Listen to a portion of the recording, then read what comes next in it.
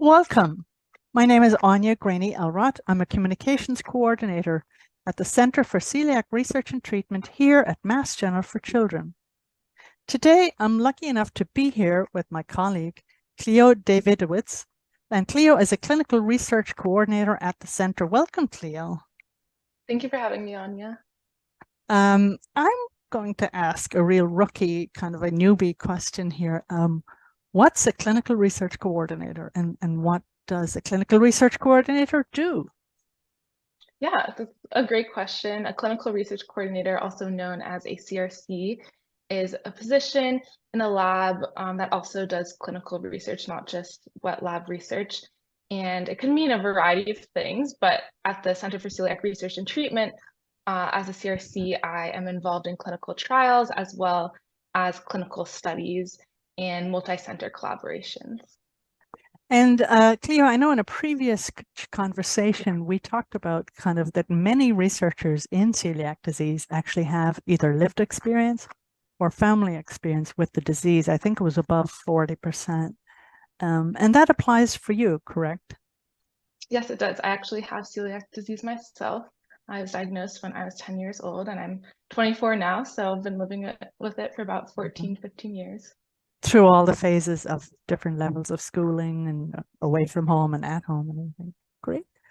Um, so talk to us a little bit more about, often we think of a researcher as kind of sitting all alone in a lab, but it doesn't sound like that fits your role and what you do every day. And one thing about healthcare is there's almost no such thing as a typical day. So can you talk us a little bit about, a day, let's say pick a day this week. Yesterday was Thursday, and sort of what's a typical day like for you?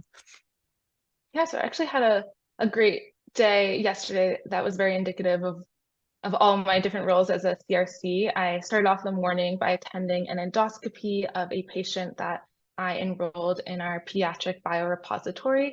So for this biorepository, we collect tissue, blood, and urine samples to store and also use for research collaborations to do lab work looking at celiac disease and other conditions.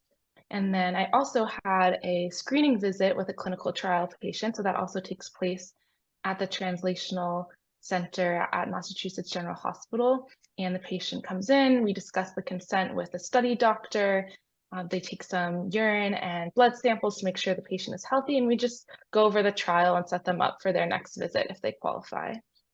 And between all of that, I had meetings with my two principal investigators, Dr. Fasano and Dr. Leonard, and also meetings with my colleagues who are also CRCs, as well as different collaborations that I'm working on that involve data analysis and chart reviews. It does definitely sound very busy and very varied. So lots of colleague and patient interactions. Mhm. Um, so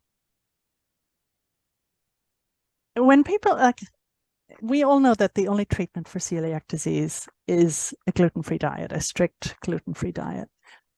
So it might be easy to think of sort of symptoms, get diagnosis, get the treatment, which is a gluten-free diet. Where would research come into that, Cleo? Like, let's say if I'm a patient at your center, why do I care about research? Because I'm on my diet, so why do I care about research? Yeah, it's a great question because our trials, they do ask a lot of our from our patients, and we're very grateful to anyone who participates or is interested in participating. And it really is important because when you receive this diagnosis of celiac disease, it's at one end comforting that you know that you can remove this trigger and stop the immune reaction. On the other end, the gluten-free diet, you'll have to adhere to that for life. It can be very restrictive. You can't have any cross-contamination.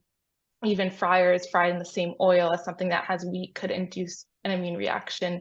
So it can be kind of stressful and anxious for patients and just reduce their quality of life when they have to remain gluten-free for the rest of their lives. So when we have these trials going on, they kind of give our patients hope that we're working towards a cure or at least some kind of treatment that can help make the gluten-free lifestyle easier.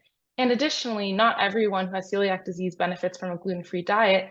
There's cases of refractory celiac disease where patients actually have to go on steroids or immunosuppressants to reduce their symptoms. So any celiac disease research would benefit a wide range of patients. Okay, great. Thank you for that explanation. So as you said, we're conducting a number of studies and clinical trials. If someone were interested, how would they find out more about that process? Yeah, so we have our clinical trials posted on MGH Rally for Research, which is a website that has a bunch of different clinical trials going on at the hospital. And then we also have our celiac disease research email linked in the monthly newsletter.